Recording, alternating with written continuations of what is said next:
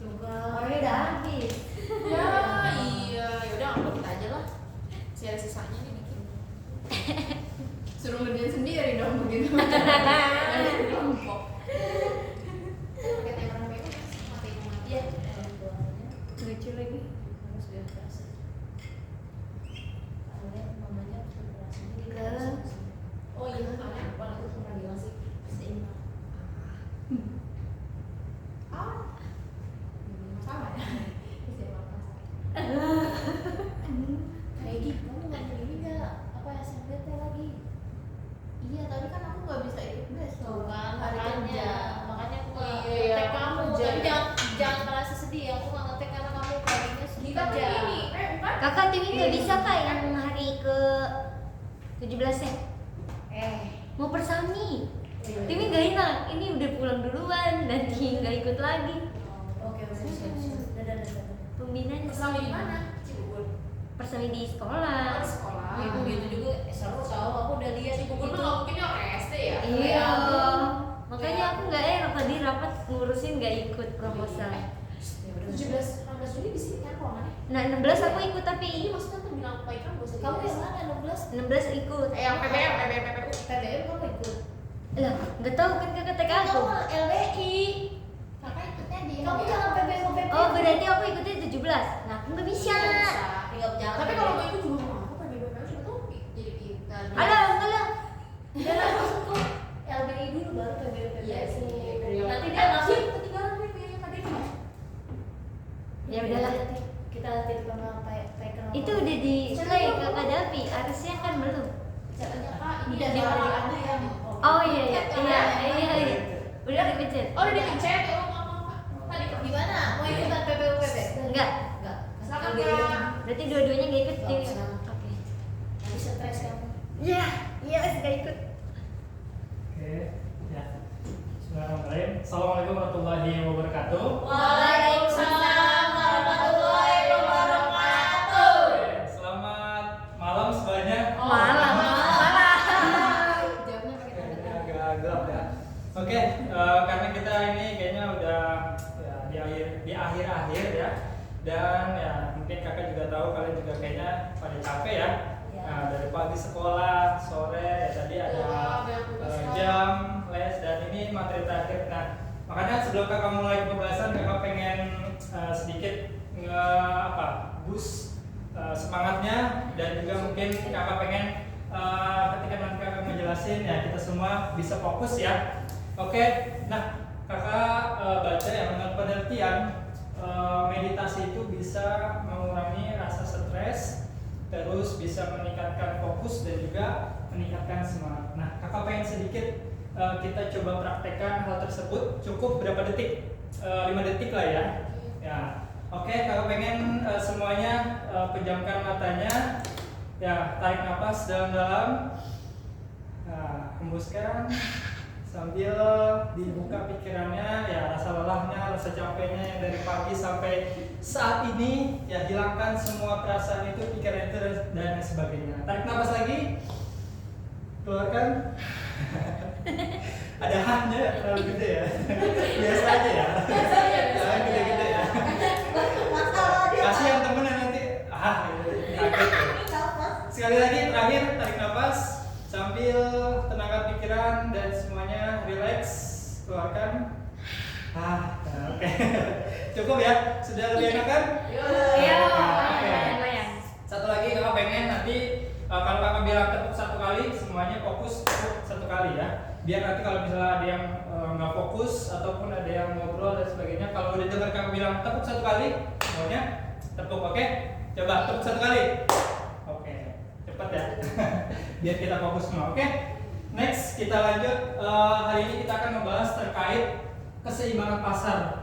Nah, di pembahasan ini kita akan membahas 3 subtopik ya. Ada fungsi permintaan dan penawaran, konsep keseimbangan pasar, dan terakhir ada cara menghitung keseimbangan pasar. Oke, teman-teman di sini ada yang sering ke pasar belanja, ada? Enggak. Nah, biasanya nih cewek-cewek biasanya suka belanja. Cewek yang depan. Cowok. Atau yang suka ikut orang tuanya nemenin belanja mama atau ke mall dan sebagainya, ada ya pasti ya? Ada ya.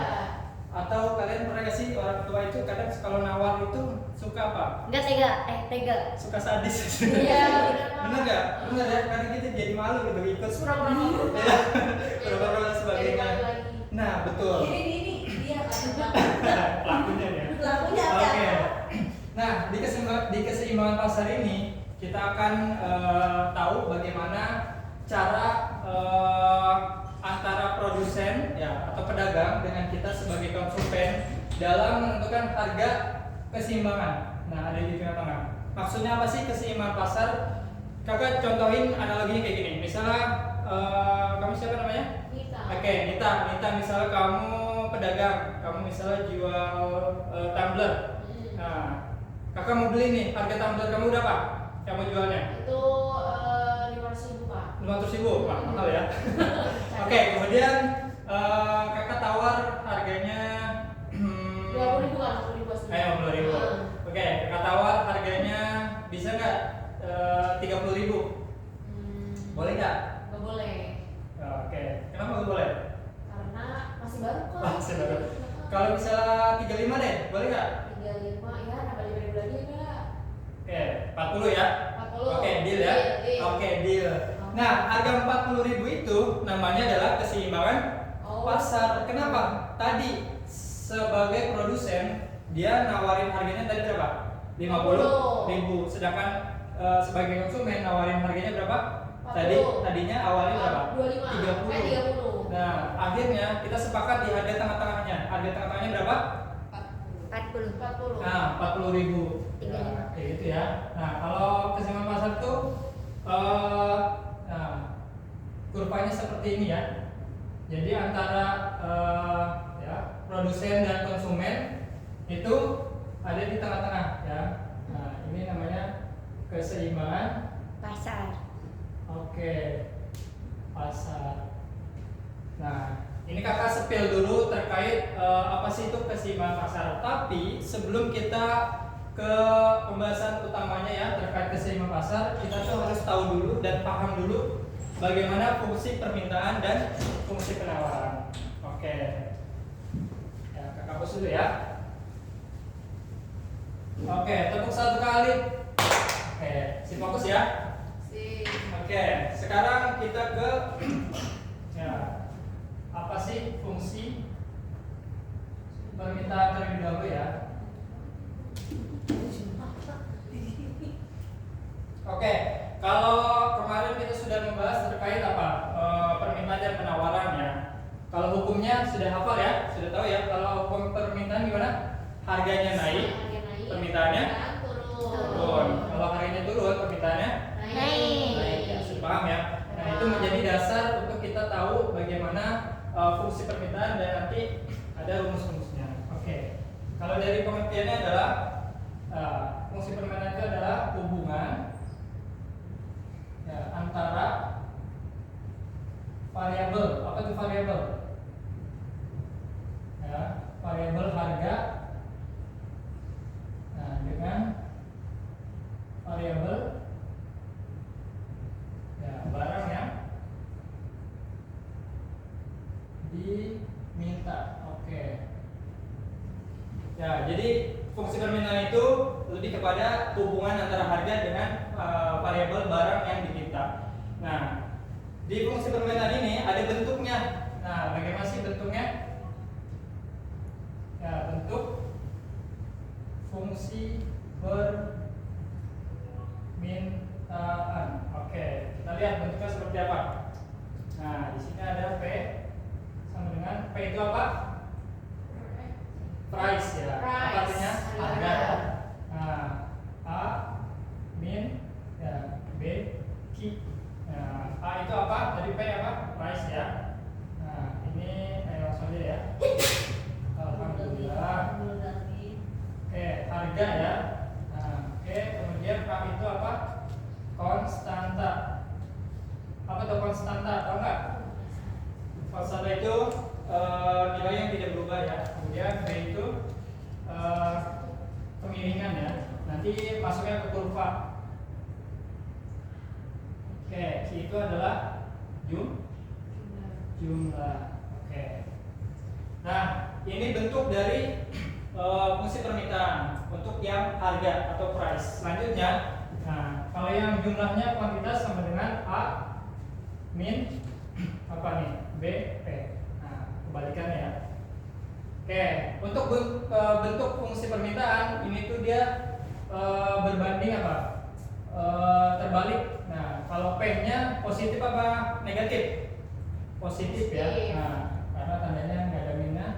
Nah, kalau BQ-nya itu, nah, Q-nya ya maksudnya akan negatif. Jadi berbanding apa? Berbalik ya. Oke. Nah, ini bentuk fungsi permintaan. Oke. Nah, untuk sementara kita tahu hafalkan dulu bentuk fungsi permintaannya. Nah, seperti ini. Kemudian, nah, kita akan lanjut ke namanya adalah fungsi penawaran. Nah, kalau berbicara tentang penawaran, maka yang berperan siapa ini? Adalah produsen atau orang yang jualan, kayak gitu ya. Nah, apa sih fungsi penawaran? Nah, dia adalah hubungan ya antara variabel harga ya dengan variabel ya barang yang ditawarkan. Oke. Ya, kebalikan ya. Kalau tadi permintaan itu yang diminta ya, kalau yang menawarkan itu yang ditawarkan ya. Perbandingan ya, hubungan antara harga dengan barang yang ditawarkan. Oke, sama ya. Di fungsi penawaran ini dia punya bentukan buat nanti kita bisa nyari rumusnya ya. Nah, untuk fungsi penawaran. Oke, bentuknya adalah kalau tadi permintaan itu adalah minus ya. Kalau ini dia adalah plus. Nah, Q-nya sama dengan plus BP. Oke, dia ini positif ya, berbanding lurus sama ya. Nah, pengertiannya juga sama. Oke, tepuk satu kali. Oke, masih fokus? Masih ya. Oke. Nah, ini bentukan dari fungsi permintaan dan fungsi penawaran. Sebelum kakak lanjut, ada yang mau ditanyakan terlebih dahulu? Nggak ada, Kak. Aman ya? Aman. Oke, masih aman ya, karena kita masih bahas terkait bentuk. Nah, sekarang ini kita ya akan tulis rumus. Oke, rumus fungsi permintaan dan penawaran. Oke, apa aja tuh rumusnya? Ya, ini ada P min P1 yang dibagi ya, P2 dan P1 sama dengan Q diambil Q1 dan Q2 diambil Q1. Oke, kalau P itu apa tadi? Harga ya. Nah, ini harga pertama, nah ini harga kedua ya, P2. Kalau ini jumlah pertama, ya Q2 itu apa? Jumlah keduanya. Oke, sekarang coba kakak pengen tes contoh soal ya. Oke.